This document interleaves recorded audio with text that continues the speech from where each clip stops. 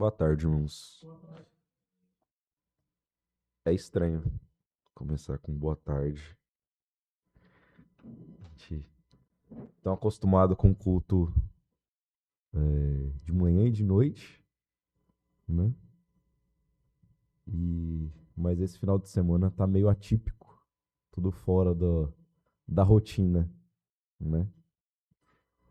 Imagino que temos vários irmãos bem cansados, desgastados, devido à correria. E outros, como eu estava comentando aqui com o Nicolas, eu até maneirei o almoço para não pesar o sono agora na hora do culto. Esse é um horáriozinho estratégico, né? É o horário que bate o sono normalmente. Então vamos ver se eu consigo manter os irmãos acordados durante a mensagem. Não é um dom meu, mas nós vamos tentar aqui. Vou convidar os irmãos a abrirem suas Bíblias em Lucas, capítulo 23.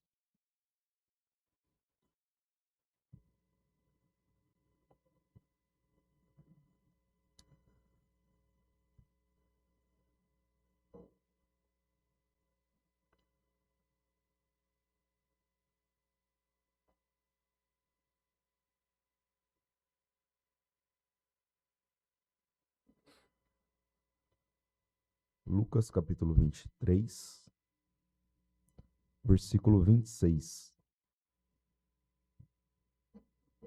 Diz assim: E quando o iam levando, tomaram um certo Simão, Cireneu, que vinha do campo, e puseram-lhe a cruz nas costas, para que a levassem após Jesus.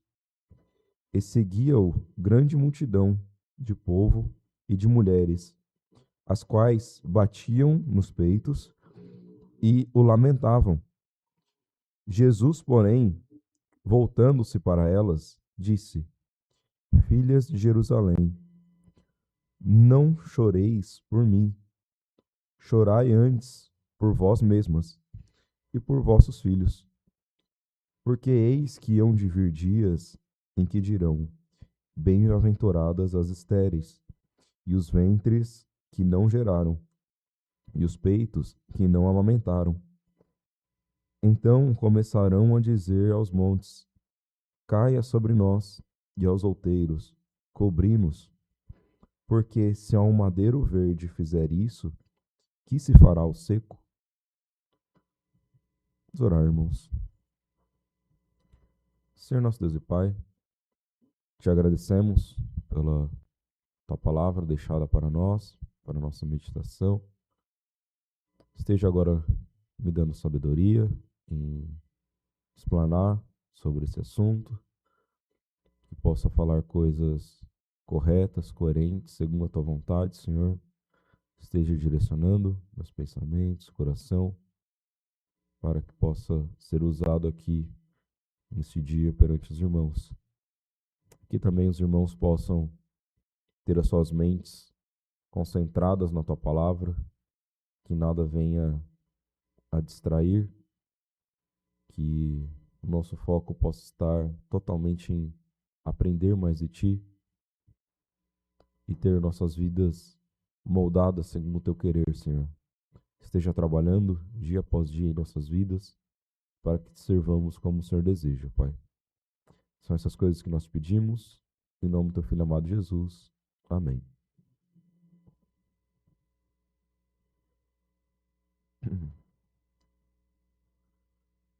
Bom, eu estava querendo meditar sobre alguns temas específicos desse pedaço da palavra de Deus, da crucificação de Cristo, porque ele é uma passagem que, obviamente, é extremamente importante para todo homem. Nós crentes deveríamos amar as escrituras que dizem sobre isso, e elas podem nos trazer grandes ensinamentos, grandes lições, grandes repreensões. E então nós vamos analisar hoje aqui um pouquinho sobre esse pedaço. Um pedaço que não está em outros evangelhos, ele só está aqui no livro de Lucas. Só ele fala sobre essas mulheres que estavam ali chorando e Jesus fala com elas ali para elas não chorarem por ele, né? É uma passagem que é meio vai no sentido oposto do nosso sentimento natural, né? Nós vemos que a princípio nós achamos que elas estão corretas, mas nós vamos ver o porquê que Jesus fala, o que ele diz para elas, qual é o sentido de tudo aquilo, o que estava acontecendo, para que nós entendamos melhor o Evangelho. Bom, hoje nós vamos falar sobre choro. Mas o choro ele pode ter vários sentidos, vários significados, né? Ontem tinham algumas pessoas chorando, certo? Algumas pessoas nos surpreendem e choram. Outras nós já esperávamos que chorassem bastante, né? E cumpriram com a expectativa. Mas nem sempre por a pessoa estar chorando ou não, nós sabemos o que está acontecendo. Cada choro ele pode representar uma coisa em específico, uma coisa diferente. Ontem, né, eu creio que todos estavam com um choro de alegria, se emocionando, recordando coisas, com sentimentos. E esse é um choro, obviamente, muito bom. Mas aqui então nós vamos analisar o choro dessas mulheres. Por que elas estavam chorando? Vamos ver aqui os versículos antes disso, versículo 22 e 23, nós temos outras pessoas que estavam fazendo parte desse evento, né? Ele diz ali, versículo 22, então ele, pela terceira vez, lhes disse, né, perguntando ao povo, mas que mal fez este? Não acho nele culpa alguma de morte. Castigá-lo-ei, pois, e soltá-lo-ei. Mas eles instavam com grandes gritos, pedindo que fosse crucificado. E os seus gritos e dos principais dos sacerdotes prevaleciam. Então nós temos, por um lado, aquelas mulheres que estavam chorando, se apiedando de Cristo, carregando com piedade de Cristo pelo que ele estava sofrendo ali, pelos maus tratos dele. E do outro lado nós tínhamos uma multidão que estava pedindo que ele fosse morto. E morto de uma forma humilhante e sofrível. Quando nós olhamos para esses homens que estavam pedindo a morte de Cristo, nós identificamos pecados nítidos, né?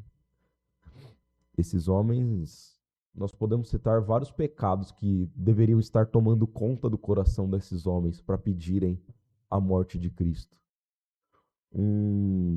Egoísmo, cobiça, enfim, crueldade.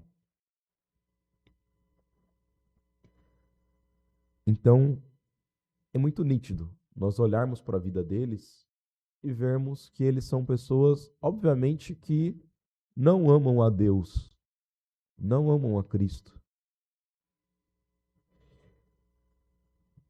E muito provavelmente nós olhamos para o mundo e às vezes nós vemos pessoas que nitidamente não amam a Deus. pessoas que zombam de Deus, que são abertamente inimigos da cruz de Cristo, né? Que desprezam a palavra de Deus, que falam mal de crente e tudo mais. Essas pessoas, nós sabemos que elas precisam de uma transformação muito grande na vida delas, não é verdade?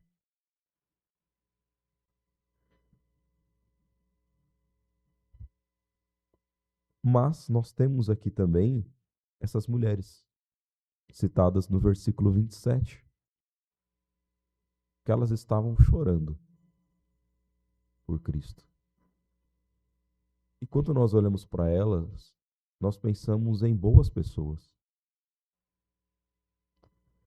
Da mesma forma que muitas vezes nós olhamos para o mundo, para pessoas que frequentam a igreja, para pessoas que tratam bem as pessoas, que têm bons comportamentos, que demonstram amor, respeito ao próximo. E nós pensamos, essa é uma pessoa de Deus. Ou não, essa pessoa não fez profissão de fé, mas ela se parece com um cristão. Ela é boa. Bom, a palavra de Deus nos ensina que não é bem assim. E aqui Cristo, então, passa uma repreensão a essas mulheres. A atitude delas demonstrava o quê? Piedade e compaixão humana. E até aí não tem nada de errado, né? É louvável quando um ser humano ele tem piedade e compaixão. E nós não precisaríamos nem dizer isso, né? Mas infelizmente nós precisamos falar que o homem deveria ter piedade e compaixão. Infelizmente nós olhamos para o mundo e nós vemos que muitos não têm. Não têm respeito ao próximo, não têm cuidado, não têm um sentimento verdadeiro pelas pessoas. Só enxergam a si mesmos. Mas não é isso que essas mulheres estavam demonstrando. Elas enxergavam a Cristo. Elas viam o sofrimento dele.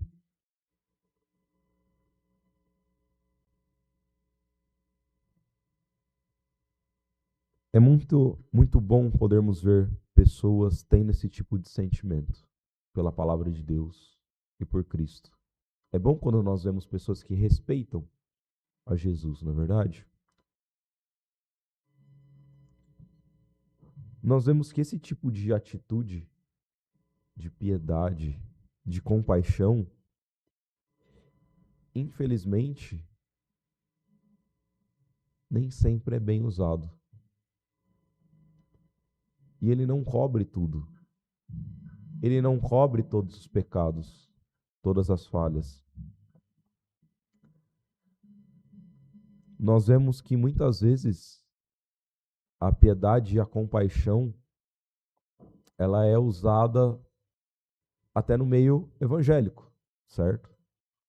E, de fato, ela faz parte do evangelho. Só que muitas vezes nós vemos, por exemplo, filmes evangélicos vão falar da morte de Cristo e eles enfatizam o sofrimento, o quanto Cristo está padecendo e não mentem, na verdade, né? Um ou outro pode de repente distorcer alguma coisinha ali, mas de forma geral ele não precisa mentir para ele nos levar a esse sentimento de piedade, mostrar, enfatizar um sofrimento de Cristo, porque ele era real e ele mexe com o ser humano. E muitas vezes a indústria do cinema ela vai usar disso para prender a pessoa, né? Para valorizar ali a imagem. Nós também podemos usar o apelo de piedade, de compaixão, de compadecimento no evangelismo.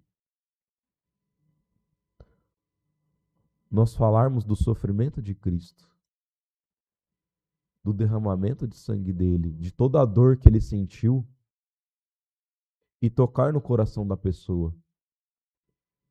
E assim levar ela a um convite a se manifestar. Mas será que isso basta? É isso o que Deus pede? Deus quer sim que nós entendamos o sofrimento dele. Ele faz parte do preço pago por Cristo. Mas não é isso. Não é só isso que ele quer do ser humano. Então o nosso evangelismo, ele não pode parar por aí.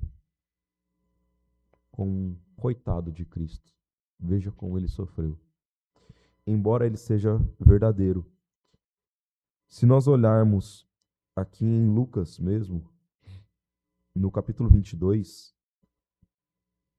versículo 44,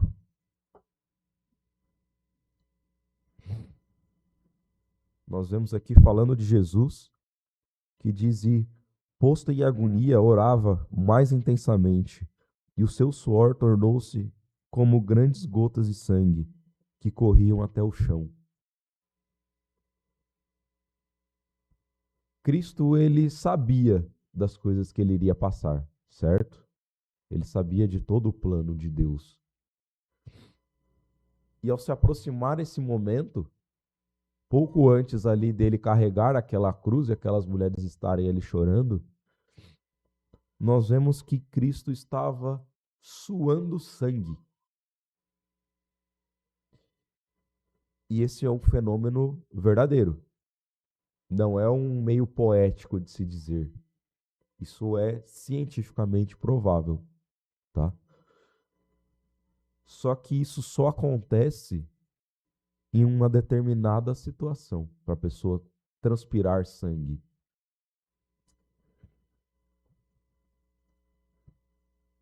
Ela é desencadeada por uma ansiedade extrema. Angústia, aflição, normalmente é demonstrada quando a pessoa sabe que ela vai morrer e que vai ser doloroso.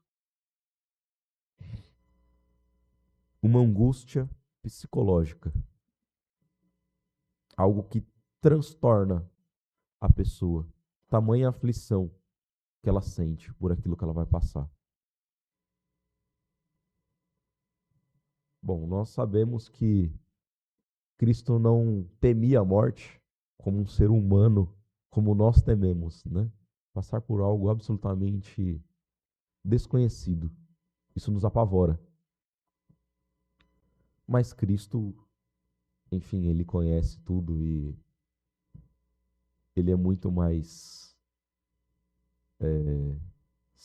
forte mentalmente, né? Infinitamente mais forte mentalmente do que nós.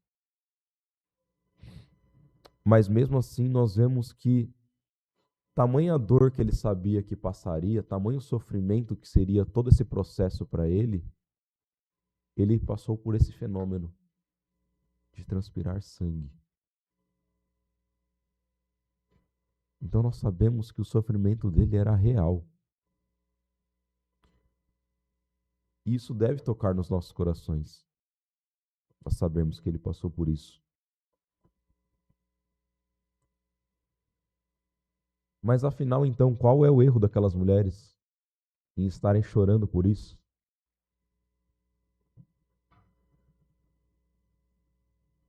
Vamos em João.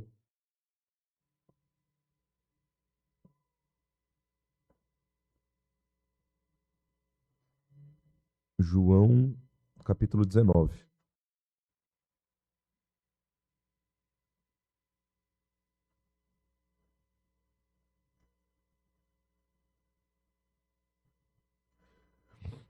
João 19, 28. Nós temos aqui o primeiro indício. Porque quando Jesus estava acabando o processo da crucificação, diz assim, versículo 28 e 29.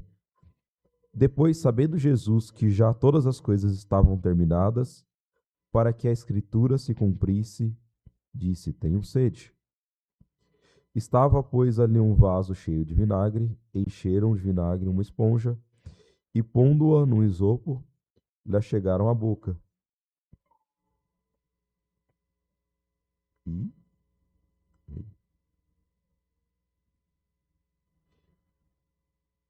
sim, versículo 30, na verdade, que eu queria. E quando Jesus tomou o vinagre, disse: está consumado. E, inclinando a cabeça, entregou o Espírito. Então, quando Jesus já estava chegando ali no final do processo, com tamanho sofrimento desse, em vez de dizer: eu não aguento mais, eu não suporto, acaba logo isso, nós vemos primeiramente que ele estava preocupado em cumprir as coisas que haviam sido ditas, um compromisso com a missão que ele tinha. Ele tinha uma razão, um motivo para estar lá.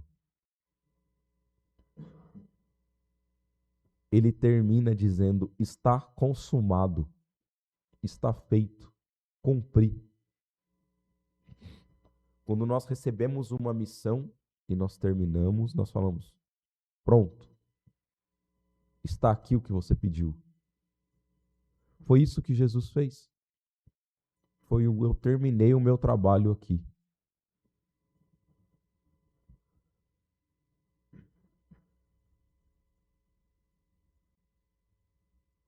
Jesus, ele veio a essa terra, a esse mundo, com um propósito. Ele tinha algo a ser feito. Então, como um bom soldado, ele cumpriu a missão dele, sem titubear, sem se lamentar por fazer isso.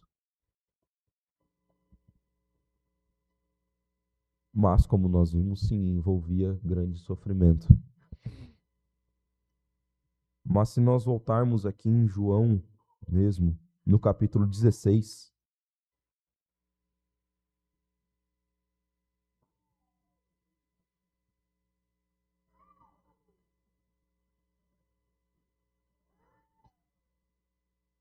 João 16, versículo 20, ele vai explicar um pouco aqui para os seus discípulos sobre esse processo.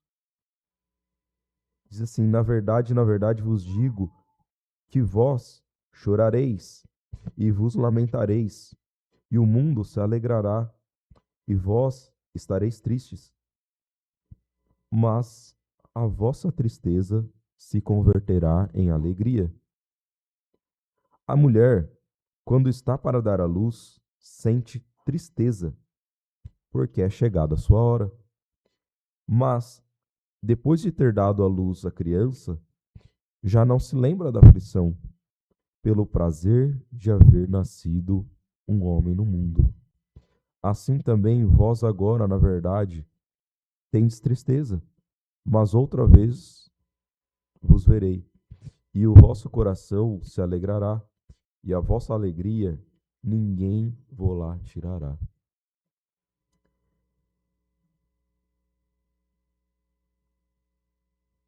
Então, Jesus aqui ele usa de uma parábola, de uma figura de linguagem, para que nós pudéssemos entender um pouquinho melhor. Ele compara a um parto.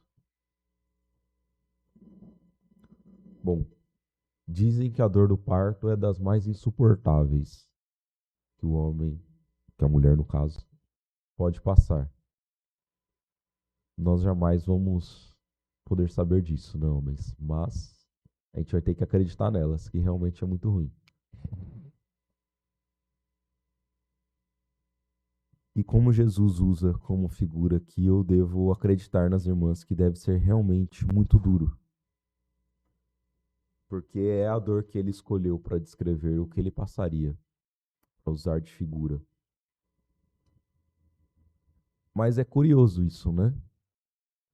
As mulheres afirmam tanto que é difícil, que é pesado, todo o processo da gravidez, que o parto é realmente doloroso e logo mais a mulher faz o quê? Quer mais um filho. Esqueceu já que doeu? Sofreu amnésia, será? Ela lembra que valeu a pena. Bom, se ela esperar o filho crescer, às vezes ela muda de ideia. Já não vale mais tanto a pena assim, né? Começa a dar muito trabalho. Acho que normalmente os filhos são mais próximos. Enquanto ainda tá pequenininho, tá fofinho, ela, bonitinho, né? Mais um.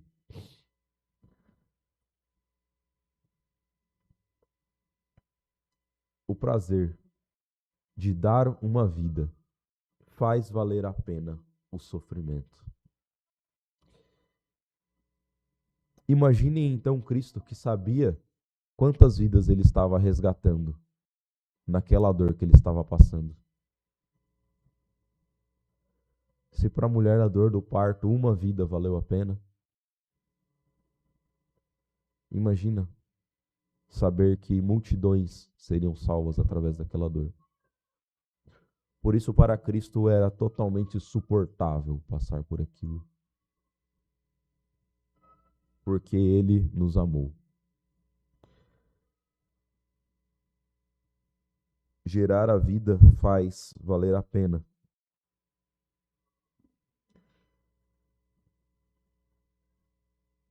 E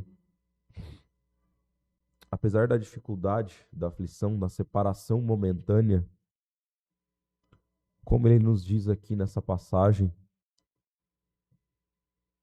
ele tem uma promessa certa, né? Uma eternidade que ninguém pode tirar. Uma alegria, obviamente, muito maior para nós, de podermos estar nos céus com Cristo. Mas a vitória eterna é de Cristo.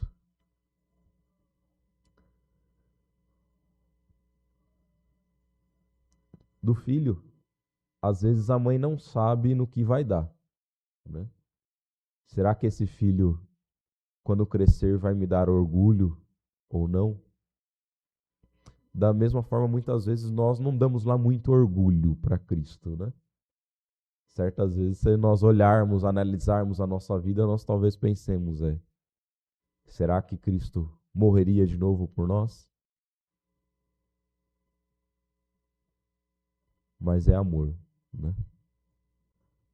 A mãe, ela sempre está disposta a se sacrificar pelos filhos, por mais que eles tropecem e falhem, não é verdade? Assim espero.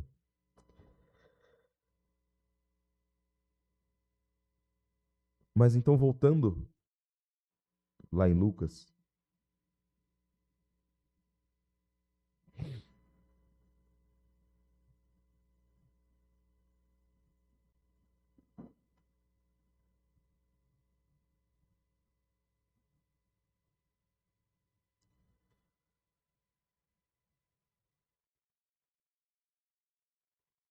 nós temos Lucas 23,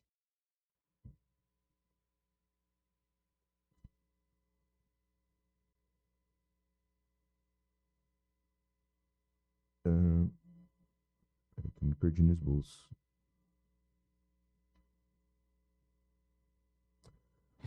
Assim. O versículo 28. Então Jesus fala para que elas não chorem. Jesus, porém, voltando-se para elas, disse: Filhas de Jerusalém, não choreis por mim. Ele sabia exatamente o que ele estava fazendo e o preço que ele estava pagando, ou por que ele estava fazendo tudo aquilo. Mas ele diz: chorai antes por vós mesmas e por vossos filhos. Ele repreende aqui aquelas mulheres de Jerusalém para que elas chorassem por elas, porque elas estavam vendo o sofrimento de Cristo mas elas não estavam enxergando o pecado delas. Não adiantava elas sentirem piedade de Cristo, enquanto que elas não tinham transformação de vida. Elas não temiam a Deus verdadeiramente. E ele fala aqui também: chorai por vossos filhos. Não era só elas, né? Era toda a nação que ia contra a vontade de Deus. Irmãos, não adianta nós termos sentimento de piedade para com Deus, nos emocionarmos ao ver um filme mostrando a morte de Cristo, nos emocionarmos até mesmo lendo passagens da Bíblia, concordarmos, olha, que palavras bonitas, ler salmos, coisas maravilhosas,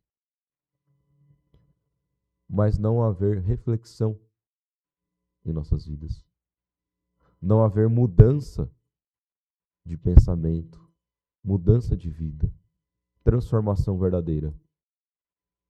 É isso que Cristo quer. Ele não quer pessoas chorando e se lamentando pelos cantos porque Jesus foi morto. Ele quer que nós tenhamos mudança de vida.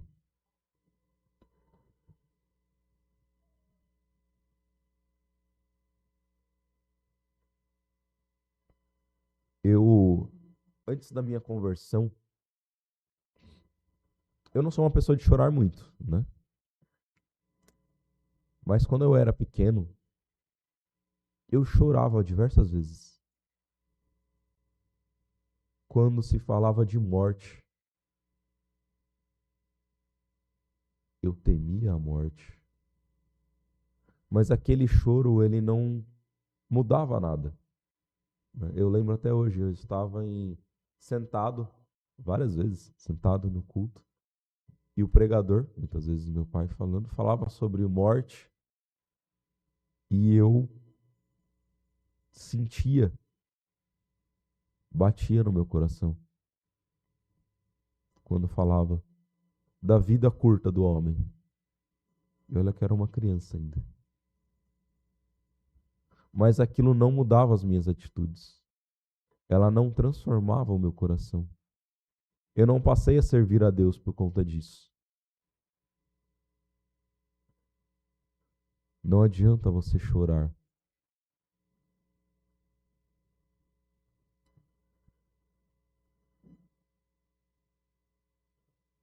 Versículos 29 e 30. Porque eis que hão de vir dias em que dirão: bem-aventuradas as estéreis, e os ventres que não geraram, e os peitos que não amamentaram. Então começarão a dizer aos montes: caia sobre nós, e aos outeiros cobri-los. Demonstrando que não haveria esperança, expectativa alguma. Por que que elas desejariam não ter filhos? Porque não há expectativa de que a próxima geração tivesse uma vida melhor. Não há esperança de fim do sofrimento.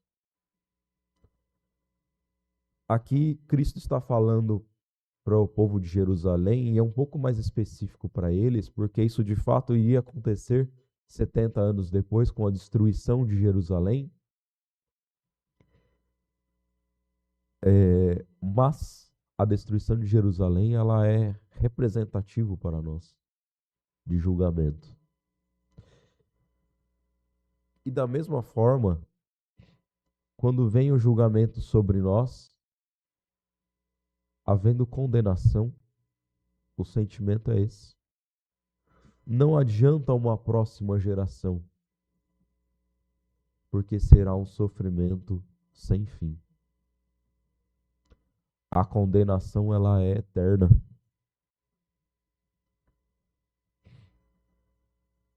Desejar ser soterrado. Quando nós enterramos uma coisa, é porque nós não queremos mais ver, não queremos ser lembrados daquilo. Não é verdade? Você derruba tudo, põe num buraco e fecha para nunca mais ver.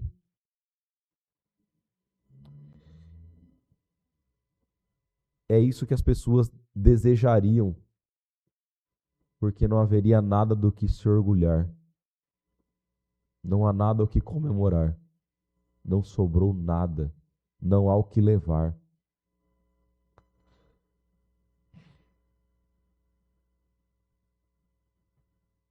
Será assim na condenação também.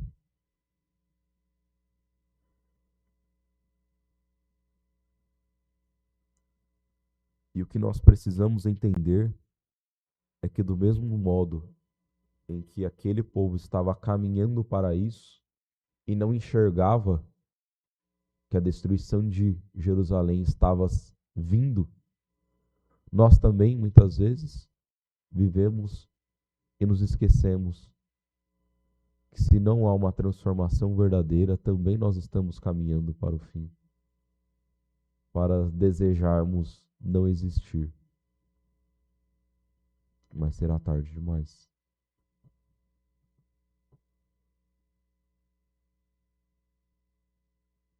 João capítulo 16.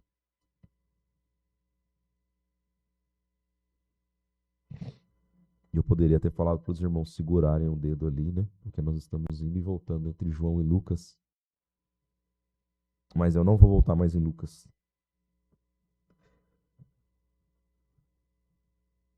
João capítulo 16, versículo 7.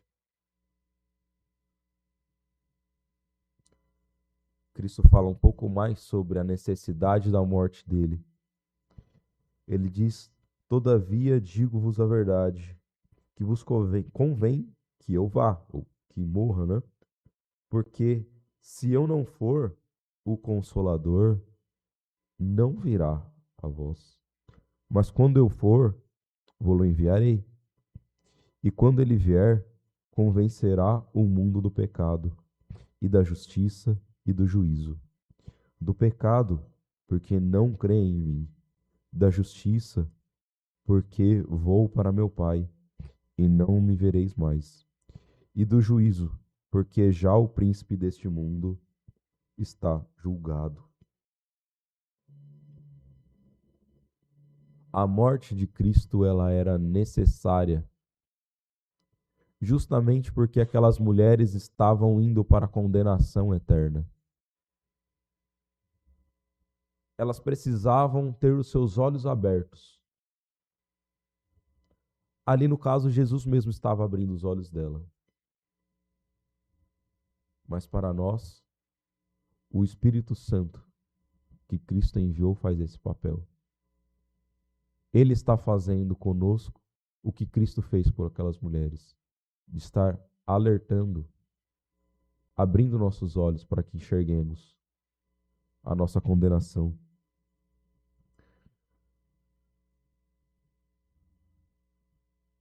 Também através da morte de Cristo, nós temos a justiça, ou pelo menos alguém para interceder por nós perante Deus, o nosso advogado, trabalhando por nós, intercedendo para a nossa salvação. E a terceira coisa que a morte de Cristo traz, aqui que Jesus mesmo listou, é a certeza do juízo. Ele diz aqui que, no versículo 11, porque já o príncipe deste mundo está julgado. Satanás já está condenado, já está vencido por Cristo, porque ele morreu na cruz por nós. Satanás e todo pecado, todo mal, ele só pode ser vencido pelo sacrifício de Cristo na cruz.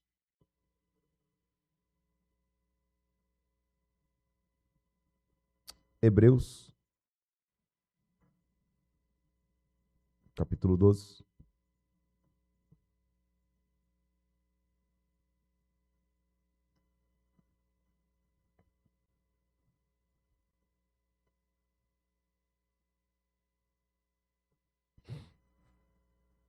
Hebreus 12, 2.